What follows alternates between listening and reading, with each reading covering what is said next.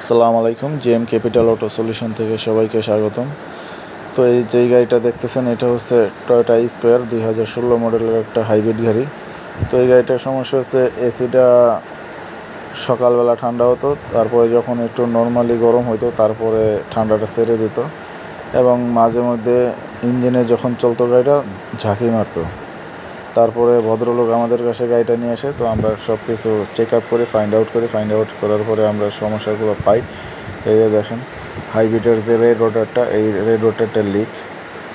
তারপরে এসিতে কিছু সমস্যা ছিল।